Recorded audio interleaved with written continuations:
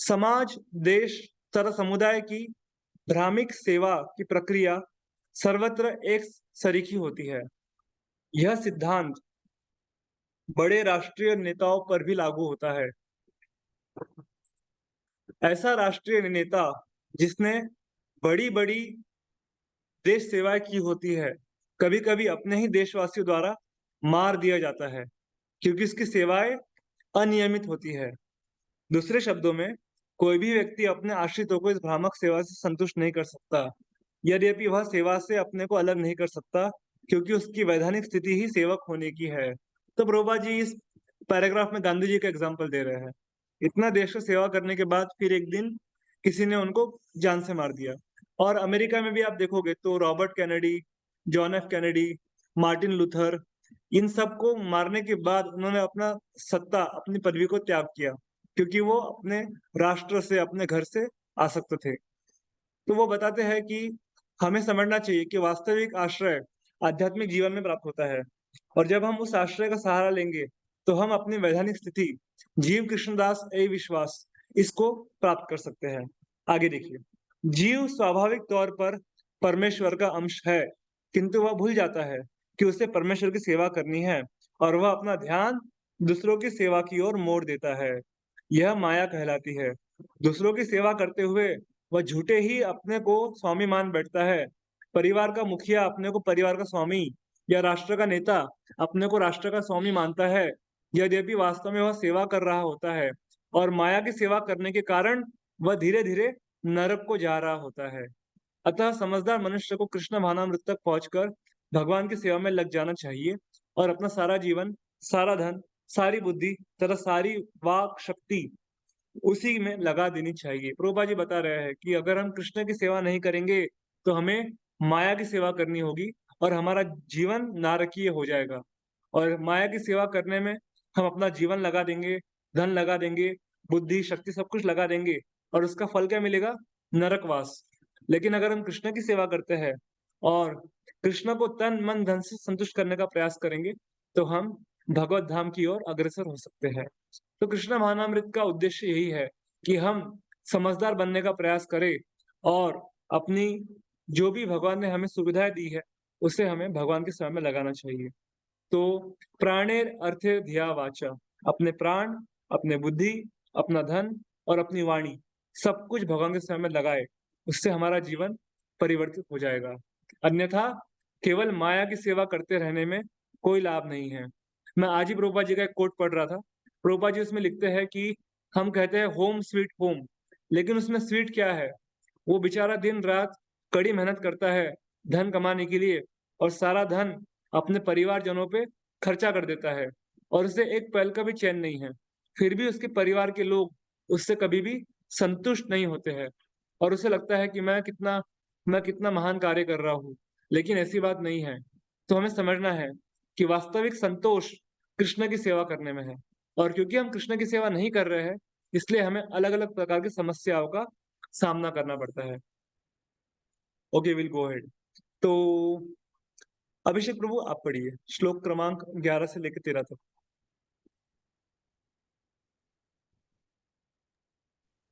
हरे कृष्णा। हरे श्लोक कृष्णा। 11 से श्लोक 11 से 13।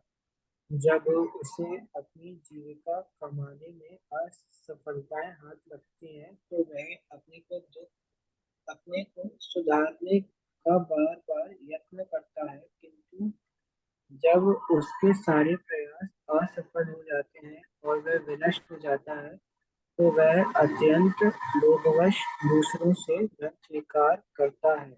इस प्रकार वह अभागा अपने परिवार के भरण पोषण में असफल होकर समस्त सौंदर्य से विहीन हो जाता है। वह लंबी लंबी आहें भरता हुआ सदैव अपनी विपत्ताओं के विषय में सोचता रहता है। उसकी पत्नी और अन्य लोग उसे अपना पालन पोषण करने में असमर्थ देखकर उसे पूर्ववत सम्मान नहीं देते, जिस तरह की एक कंजूस किसान अपने घोड़े तथा थके-हारे बैलों के साथ पहले जैसा व्यवहार नहीं करता। Yes, continue.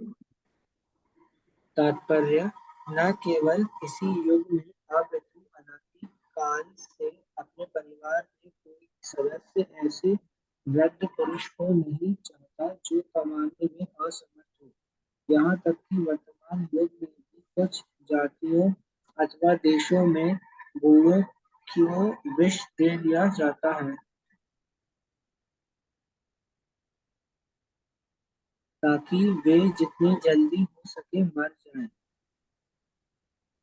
कतिपय मान व मानवभक्षी जातियों में बूढ़े बाबा को खेल खेल के मार कर उसके मांस की दावत उड़ाई जाती है। यहाँ पर उस किसान का उदाहरण दिया जाता है जो अपने उस बूढ़े बैल को नहीं चाहता जिसने काम करना बंद कर दिया है।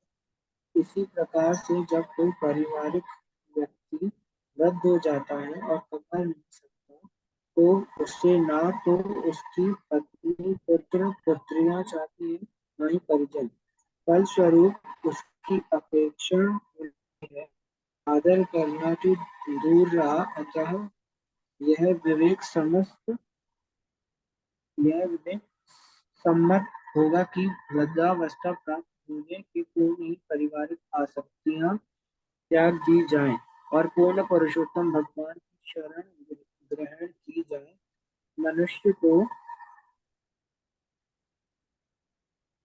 चाहिए कि वह अपने आप को भगवान की सेवा में लगा दे जिससे वे उसका दायित्व अपने ऊपर ले सके और इस तरह वह मनुष्य तथाकथित परिजनों द्वारा उपेक्षित ना हो। Very important. तो प्रभुपाद जी बता रहे हैं कि देखो, जैसे एक किसान होता है और वो नहीं चाहता कि बूढ़ा बैल या जो गाय दूध नहीं देती है वो उसको अपने खेत में रखना नहीं चाहता, उसका भरण पोषण नहीं करना चाहता, तो वो क्या करेगा? उसको कसाई खाने में बेच देगा ताकि उसको मार के उससे बहुत सा धन प्राप्त हो जाए और अपनी कमाई कर सके। लेकिन वो बताते हैं कि उसी प्रकार से जैसे जब व्यक्ति बूढ़ा हो जाता है और धन कमाना बंद कर देता है तो उसके परिवार वाले उसको नहीं चाहते हैं, और इतना ही नहीं, वो उसका अपमान करने लगते हैं और उसको उसका तिरस्कार करते हैं। आदर सम्मान तो बहुत दूर की बात रही। इस प्रकार से प्रभुपाद ने और भी एग्जाम्पल दिए हैं कि कई सारे देशों में बूढ़े लोगों को गोली मार दी जाती है ताकि उनका खान पान का जो खर्चा पानी है वो बच जाए। या जैसे उन्होंने बताया कि कुछ कुछ जातियों में तो यहाँ तक कि देखा गया है कि बूढ़ों को मार के उनकी मांस के ऊपर दावत मनाते हैं। So this are all horrible civilizations. लेकिन जो व्यक्ति समझ जाता है कि मैं जीवन भर घर में रहने के लिए पैदा नहीं हुआ हूँ, एक समय आने के बाद मुझे आध्यात्म जीवन में सिंसियर गंभीर बन के भक्ति में आगे बढ़ना चाहिए, तो वैसा व्यक्ति वास्तव में जीवन के लक्ष्य को प्राप्त कर सकता है। और प्रभुपाद जी खुद बताते हैं कि घर वाले आपको घर के बाहर निकालने के लिए विवश करे उससे पहले ही आप कृष्ण भावनामृत होके घर त्याग दीजिए। और और ऐसे ही कहावत भी आप लोगों ने भी सुना होगा कि मरना विदेश में, अगर मरना है तो विदेश में मरिए, कम से कम आप भगवान को स्मरण करेंगे। घर में रह के अगर मरते हैं तो क्या होता है? बीवी बच्चे रोएंगे, बोलेंगे पिताजी पिताजी, और मेरे पतिदेव कहाँ जा रहे हैं, हमारा क्या होगा, हमारा क्या होगा। तो उससे कृष्ण का स्मरण नहीं होगा, उससे आपको अपने परिवारजनों का स्मरण होगा, अपने टेलीविजन का स्मरण होगा, या अपने गाड़ी का स्मरण होगा, बीवी बच्चों का स्मरण होगा, और फिर से उसको जन्म मृत्यु के चक्कर में पड़े रहना पड़ेगा। लेकिन अगर वो कृष्ण स्मरण करता है, कृष्ण के भक्तों की सेवा करता है, तो क्या होगा? उसका जो जीवन का मूल लक्ष्य है कृष्ण भक्ति प्राप्त करना, उसके प्रति वो आगे बढ़ सकता है। तो ये बहुत जबरदस्त प्रभुपाद ने बताया है यहाँ पर कि समय आने से पहले हम भक्ति में गंभीर हो जाए और मनुष्य तथाकथित परिजनों द्वारा उपेक्षित ना हो, उसको इस प्रकार का लज्जा जीवन बिताना नहीं पड़ेगा, तो अगर वो कृष्ण भावना भावित का उत्तरदायित्व अपने ऊपर ले लेता है तो। Okay, yes Sukal Prabhu, welcome, please read shloka number 14। Hare Krishna. Hare Krishna. Am I audible? You are clearly audible. Am I audible? Yes yes. मूर्ख मूर्ख पारिवारिक व्यक्ति गृहस्थ जीवन से विमुख नहीं होता। यद्यपि यद्यपि उसका भरण पोषण ऐसे लोगों के द्वारा होता है जिन्हें पहले उसने पाला था। वृद्ध अवस्था के प्रभाव के कारण विरूपित होने पर अंततः वह मृत्यु का सामना करने की तैयारी करने लगता है। तात्पर्य: पारिवारिक आकर्षण इतना प्रबल होता है कि मनुष्य अपनी वृद्धावस्था अपने ही परिवार के सदस्यों द्वारा उपेक्षित होकर भी परिवार के प्रति अपना स्नेह नहीं छोड़ पाता, और वह घर में एक कुत्ते के समान बना रहता है। वैदिक जीवन शैली में मनुष्य को यह सलाह दी जाती है कि अत्यंत क्षीण होने तथा भौतिक कार्यों में उलझने तथा रुग्ण होने के पूर्व वह गृहस्थ जीवन त्याग दे और जीवन के शेष दिन पूरी तरह से यस, कंटिन्यू। शास्त्रों का आदेश है कि जो ही 50 वर्ष की आयु हो जाए, मनुष्य को चाहिए कि गृहस्थ जीवन त्याग कर जंगल में एकांतवास करे। जब वह अपने को पूरी तरह तैयार कर ले तो वो उससे सन्यासी बन जाना चाहिए और दूर दूर तक भ्रमण करते हुए घर घर में आध्यात्मिक जीवन का ज्ञान वितरित करना चाहिए। यस, तो प्रभुपाद जी यहाँ पर प्रचार के बारे में बता रहे हैं कि जब आपको जो समझ जाता है कि अभी मेरा उम्र हो गया है और परिवार के लोग अपना भरण पोषण स्वयं कर सकते हैं, तो हमें क्या करना चाहिए? हमें मंदिर में अधिक से अधिक भगवान की सेवा में लग जाना चाहिए और जितना हो सके उतना कृष्ण भक्ति का प्रचार करने के लिए अपना समय समय का इस्तेमाल करना चाहिए। तो वो बता रहे हैं कि जब वह अपने को पूरी तरह तैयार कर ले तो उसे सन्यासी बन जाना चाहिए और दूर दूर तक भ्रमण करते हुए घर घर में आध्यात्मिक जीवन का ज्ञान वितरित करना चाहिए, हरे कृष्ण महामंत्र के द्वारा, गीता भागवत के प्रचार के द्वारा। तो इससे क्या होगा? वो कृष्ण भक्ति को अच्छे से सब लोगों तक पहुंचा पाएगा। जंगल में एकांतवास करे, इसका अर्थ है आप इस्कॉन मंदिर के पास में घर लीजिए और वहां पर मंदिर में जाके सेवा कीजिए। ये महत्वपूर्ण है। जंगल में जाने का अर्थ ये नहीं है कि आप सब छोड़ के जंगल में जाके बैठ जाइए, नहीं। जंगल में तो आजकल वीरप्पन जैसे कितने सारे टेररिस्ट घूमते रहते हैं, तो वहां पर भी आप भक्ति नहीं नहीं कर पाएंगे। इसलिए हमें क्या करना है? इस्कॉन मंदिरों के पास में अपना आवास, अपना घर बनाना चाहिए और जितना हो सके उतना सुबह मंगल आरती से लेके शयन आरती तक शाम के हमें भगवान की सेवा में लगे रहना चाहिए। तो ये समझना बहुत महत्वपूर्ण है। और वो बताते हैं कि अगर हम ऐसा नहीं करते हैं तो क्या होगा? हमारा जीवन वैसे ही व्यर्थ हो जाएगा। So this is very important to understand कि जीवन किस लिए दिया गया है। जीवन हमें भगवान की भक्ति करने के लिए दिया है। साथ साथ जो भी हमारी पारिवारिक, सामाजिक और व्यवसायिक जिम्मेदारियां है उसको भी हमें निभाना है बैलेंस करते हुए। बहुत सारी बातें इसमें बताइए प्रभुपाद ने, हम आगे बढ़ेंगे अभी। शिवम प्रभु आप पढ़िए। जी प्रभु जी। हरे कृष्णा। हरे कृष्ण प्रभु जी। श्लोक 15। इस तरह वह घर पर पालतू कुत्ते की तरह बना रहता है और उससे उपेक्षा के उपेक्षा भाव से जो कुछ भी दिया जाता है वही खाता है। वह अजीर्ण तथा मंदाग्नि जैसे अनेक व्याधियों से ग्रस्त होकर केवल कुछ कौर भोजन करता है और अशक्त होने के कारण कोई भी काम नहीं कर पाता। तात्पर्य: मृत्यु के पूर्व मनुष्य का रुग्ण और और अशक्त होना निश्चित है, और जब उसके परिवार के लोग उसकी उपेक्षा करते हैं तो उसका जीवन एक कुत्ते से भी बदतर हो जाता है, क्योंकि उसे अनेक कष्टदायक परिस्थितियों का सामना करना पड़ता है। अतः वैदिक साहित्य का आदेश है कि ऐसी दयनीय स्थिति प्राप्त होने के पूर्व मनुष्य घर त्याग दे और परिवार की जानकारी के बिना मृत्यु को प्राप्त हो। यदि मनुष्य घर या हम्म, कंटिन्यू। यदि मनुष्य घर छोड़कर परिवार वालों की जानकारी के बिना मरता है तो उसे शानदार मृत्यु कहते हैं, किंतु परिवार से बंधा व्यक्ति चाहता है कि उससे मरने के बाद भी परिवार वाले उसे एक विशाल जुलूस शव यात्रा के रूप में ले जाएं। भले ही वह उस जुलूस को देख पाए ना दे देख ना पाए। भले ही वह उस जुलूस को देख ना पाए, फिर भी वह चाहता है कि उसका शरीर एक शानदार जुलूस के रूप में ले जाया जाए। वह इस प्रकार यह जाने बिना प्रसन्न रहता है कि जब वह अपना शरीर छोड़ेगा तो अगले जन्म में उसे कहाँ जाना होगा।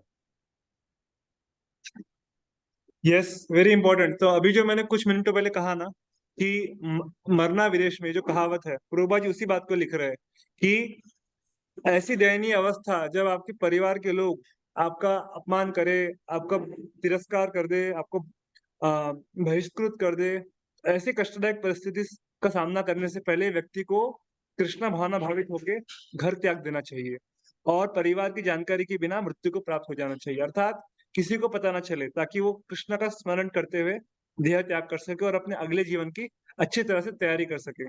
तो देखिए कितना अच्छे से प्रभुपा जी बोल रहे हैं।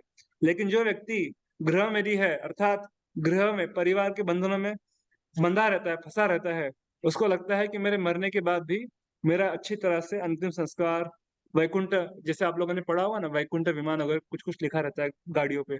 पता नहीं होता है व्यक्ति कहाँ जा रहा है, लेकिन हम लोग लिखने के लिए बहुत कुछ लिख देते हैं। स्वर्गवासी, कैलाशवासी, वैकुंठवासी, गोलोकवासी। हम लिख लिख तो देते हैं, लेकिन वो व्यक्ति कहाँ गया है, वो सिर्फ भगवान को पता होता है।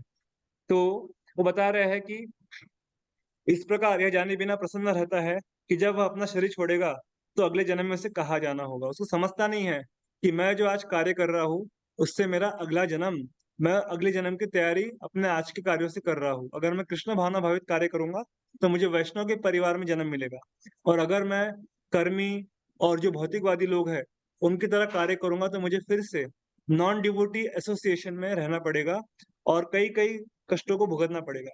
लेकिन वो अज्ञानतावश अपने पाप कार्य चालू रखता है और माया की मार खाते रहता है। तो प्रभुपाद ने बहुत अच्छे से बताया है कि हमें जो ग्रह के प्रति हमारी आसक्ति है, उसको त्याग करके कृष्ण में अपनी मति को लगाना है। आगे बढ़ेंगे। ओके। अभिषेक प्रभु आप पढ़िए।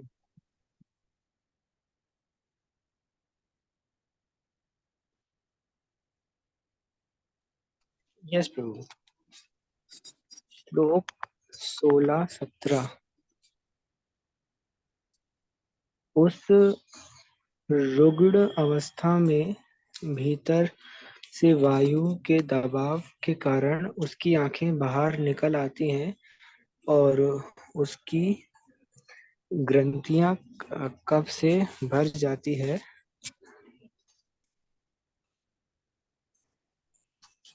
उसे सांस लेने में कठिनाई होती है और सांस अंदर लेने और बाहर निकालने पर भीतर से घुर घुर की आवाज निकलती है। इस प्रकार वह मृत्यु वह मृत मृत मृत्यु के पास में बंद कर लेट जाता है। उसके मित, उसके मित्र तथा संबंधी विलाप करते हुए घेरे रहते हैं और उन सबसे बोलने की इच्छा करते हुए भी वह बोल नहीं पाता क्योंकि वह काल के वश में होता है। सॉरी प्रभु, एक्चुअली मम्मी आ गई थी पास में तो मैं ऊपर आ गया। No problem, no problem. तात्पर्य जब मनुष्य मृत्यु शैया पर होता है तो उसके संबंधी गण शिष्टाचारवश उसके पास आते हैं। कभी कभी मरने वाले व्यक्ति को हे मेरे पिता, हे मेरे मित्र, हे मेरे पति संबोधित करके जोर जोर से रोते चिल्लाते हैं। उस दयनीय अवस्था में मरने वाला व्यक्ति उनसे बोलना चाहता है और उनसे अपनी इच्छाएं व्यक्त करना चाहता है, किंतु वह पूर्णतया काल अर्थात मृत्यु के वश में रहता है, अतः अपने आप को अभिव्यक्त नहीं कर पाता। उससे उसे अकल्पनीय पीड़ा होती है। वह पहले से रुग्ण होने के कारण पीड़ामयी अवस्था में होता है और उसकी ग्रंथियां तथा गला कफ से अवरुद्ध रहते हैं। वह पहले से ही विकट स्थिति में रहता है और जब उसके संबंधी उसे इस स्थिति में पुकारते हैं तो उसका शोक और बढ़ जाता है। तो ये हमने पहले डिस्कस किया है कि जब व्यक्ति मरता है घर में रह के, तो क्या होगा, उसके जो पत्नी है, उसके बच्चे हैं, उसके सगे संबंधी है, वो सब उसको रोकने का प्रयास करेंगे औपचारिक मात्रा के लिए, क्योंकि वो भी चाहते हैं कि मर जाए। अभी तो ये पैसा कमाने के लिए भी इसके पास कोई शक्ति नहीं है, और ये इतना दवाई का खर्चा, खाने पीने का खर्चा, तो बहुत सारे लोग दिखावे के लिए बोलते हैं, अरे आप जाएंगे तो हमारा क्या होगा, इस तरह से आप लोगों ने देखा होगा टीवी वगैरह में। तो वो बताते हैं कि ऐसा जो भौतिकवादी व्यक्ति होता है, जो परिवार से आसक्त होता है, उसे मृत्यु के समय बहुत पीड़ा होती है। और जैसे प्रभुपाद जी बता रहे हैं, उसका जो पूरा शरीर है, उसका जो पूरा छाती है, वो कफ से भर जाता है, और जब वो सांस भी लेता है तो उससे गुरगुर आवाज आती है। और और यहाँ तक कि ये भी कहा गया है कि ऐसे व्यक्ति को, जो अपने शरीर, अपने घर, अपने देश और अपनी जो उसकी जो मिथ्या पोजीशन है, उसका जो रॉन्ग आइडेंटिफिकेशन है, कि वो खुद को भारतीय समझता है, खुद को इंजीनियर समझता है, डॉक्टर समझता है, जब उसको मृत्यु का सामना करना पड़ता है, तो ऐसे व्यक्ति को अकल्पनीय पीड़ा होती है, और उसका शोक और बढ़ता चला जाता है। वो पहले ही शारीरिक तौर पे कष्ट भुगत रहा होता है, और साथ-साथ मानसिक तौर पे भी उसको बहुत सारी कष्ट और पीड़ा का सामना करना पड़ता है। और अगर कोई व्यक्ति कृष्ण भावना भावित है, जैसे आप लोगों ने प्रभुपाद का वीडियो देखा होगा, फाइनल लेसन, उनका वीडियो है, यूट्यूब पे सर्च कर लीजिएगा। उसमें आप देख सकते हो, प्रभुपाद जी को जब पूछा गया, आपकी कोई अंतिम इच्छा? प्रभुपाद ने कहा, अब मेरा कोई इच्छा नहीं है। क्यों? क्योंकि उनका मन, उनका चित्त पूरी तरह कृष्ण में लग गया था। आप परीक्षित महाराज का देखेंगे 12वें स्कंद में, श्रीमद् भागवतम के, तक्षक नाम का जो सर्प उनको डसने वाला था, उसके आने के पूर्व जब शुद्धदेव गोस्वामी ने भागवतम समाप्त किया, तो परीक्षित महाराज कहते हैं कि अभी मुझे किसी भी प्रकार का मृत्यु से कोई भी भय नहीं है। मैं अभी अभय हो गया हूँ, और अब मैं अपनी मति को कृष्ण में लगा के इस मृत्यु सागर को पार करके भगवत धाम लौट जाने का प्रयास करूंगा। और वो भगवत धाम चले जाते हैं। ध्रुव महाराज के बारे में भी आता है कि उन्होंने मृत्यु के सर पे पैर रख के भगवत धाम गए। अजामिल के बारे में आता है, अजामिल ने मृत्यु के समय भगवान नारायण का नाम लिया, और एक नारायण नाम से सभी पापों का नाश हो गया, और फिर वो हरिद्वार में जाके तपस्या किए और भगवत धाम लौटे। तो जब हमें कोई भी व्यक्ति बचा नहीं सकता, हमें समझना चाहिए कि ये हरिनाम जिसका प्रैक्टिस हम लोग रोज करते हैं, वो हमें उस समय सहायता करेगा। और इसके बहुत सारे उदाहरण हैं, द्रौपदी का उदाहरण है, गजेंद्र का एग्जाम्पल है, और ऐसे बहुत सारे एग्जाम्पल्स आप लोग शास्त्रों में देख सकते हो। लेकिन हमें जो प्रोसेस है, अभ्यास है, उसको बंद नहीं करना है। तो ये सबसे महत्वपूर्ण है कि हम जितना गंभीर बनेंगे, उतना हम पे भगवान की कृपा अवश्य होगी। आगे बढ़ते हैं। श्लोक क्रमांक 18। यस, शुक्ल प्रभु पढ़िए। इस प्रकार जो व्यक्ति अनियंत्रित इंद्रियों के साथ परिवार के भरण पोषण में लगा रहता है, वह अपने रोते हुए कुटुंबियों को देखकर अत्यंत शोकाकुल होकर मरता है। वह अत्यंत दयनीय अवस्था में भयंकर पीड़ा के साथ और चेतना विहीन होकर मरता है। तात्पर्य, पढ़िए। भगवत गीता भगवत हम्म गीता में कहा गया है कि मृत्यु के समय मनुष्य उन्हीं विचारों में खोता है जिनका उसके जीवन पर अनुशीलन किया है। जिस व्यक्ति के जीवन भर अपने परिवार को भली भांति भरण पोषण के अतिरिक्त और कुछ नहीं सोचा हो, तो वो उसके अंतिम विचारों में पारिवारिक बातें ही घूमती रहेंगी। सामान्य व्यक्ति के लिए यह स्वाभाविक है। सामान्य व्यक्ति अपने जीवन की नियति को नहीं जानता। वह अपने छोटे से वर्तमान जीवन काल में केवल परिवार के भरण पोषण के कार्य करता रहता है। अंतिम व्यवस्था में किसी को संतोष नहीं होता कि वह परिवार की आर्थिक दशा कितना सुधार पाया। हर एक व्यक्ति यही सोचता है कि वह पर्याप्त साधन नहीं दे पाया। परिवार के प्रति प्रगाढ़ स्नेह के कारण वह अपनी इंद्रियों को वश में करने तथा आध्यात्मिक चेतना को सुधारने के मुख्य कर्तव्य को भूल जाता है। कभी कभी मरना परिवार का भार अपने पुत्र या अन्य संबंधी को सौंपते हुए कहता है, मैं तो जा रहा हूं, किंतु तुम परिवार की देखभाल करना। वह यह नहीं जानता कि वह कहाँ जा रहा है, किंतु मृत्यु के समय वह चिंतित रहता है कि उसके परिवार का निर्वाह किस प्रकार होगा। कभी कभी यह देखा जाता है कि मरने वाला व्यक्ति वैद्य से यह अनुनय करता है कि वह कम से कम कुछ वर्षों के लिए उसकी आयु बढ़ा दे, जिससे वह परिवार के जिससे वह परिवार के निर्वाह के लिए निर्वाह के लिए प्रारंभ की गई। हाँ प्रारंभ की गई अपनी योजना पूरी कर सके। बद्ध जीव ये भौतिक व्याधियां हैं। वह अपना वास्तविक कार्य कृष्ण भावनामृत को अपनाना भूल जाता है 45 और अपने परिवार के जीवन निर्वाह की योजनाओं में भी गंभीरता से लगा रहता है। यद्यपि उसे एक एक करके करना होता है। अपना परिवार बदलना होता है। Yes, very important. तो प्रभुपाद जी बता रहे हैं कि जीवन के दो लक्ष्य है। एक, आपकी चेतना को सुधारना, और दूसरा है कि अपने इंद्रियों को वश में करना। तो ये दो कार्य भूल के वो सब कुछ करता है। ईटिंग, स्लीपिंग, मेटिंग, डिफेंडिंग, परिवारजनों की सेवा करता है, जॉब करता है, पैसा कमाता है, पैसा खर्च करता है, पिक्चर देखता है, और यहाँ वहां जाता है, सब करता है वो। लेकिन जो करना चाहिए वो सिर्फ वो नहीं करता है। और फिर ऐसे व्यक्ति को, जैसे प्रभुपा जी ने बताया, कि जब मृत्यु का सामना करना पड़ता है तो उसे भयंकर कष्ट और पीड़ा का सामना करते करते वो चेतना विहीन, ही बिकम्स अनकॉन्शियस। आप लोगों ने भी सुना होगा ना, कुछ लोग कोमा में चले जाते हैं। 15, 20, 30, 40, 50, 1, 2 साल कोमा में रहने के बाद पूरा परिवार का बैलेंस खत्म हो जाता है। और फिर परिवार के लोग डॉक्टर से पूछते हैं अभी आगे क्या करना है, तो वो कहता है कि इनका वेंटिलेटर ऑफ कर दीजिए, क्योंकि ये अभी फिर से होश में कब आएंगे, और होश में आ भी गए तो कुछ कार्य नहीं कर पाएंगे। तो हम क्या कर सकते हैं, इसे कहते हैं मर्सी किलिंग। आप लोग ये सर्च कर दीजिएगा इंटरनेट पे।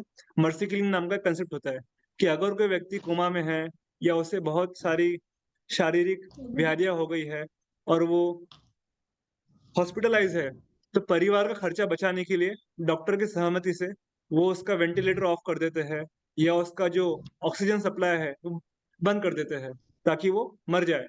और जो उनका खर्चा हो रहा है, पैसा बर्बाद हो रहा है उस मरीज के प्रति, वो उतना वो सेविंग कर ले।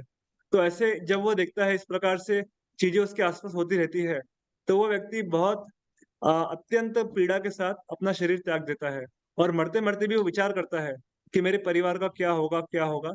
और अगले जन्म में उसी परिवार में वो एक कीड़ा या जंतु बन जाता है। उसके बारे में भी आएगा, उसके बारे में भी हम लोग आगे देखेंगे।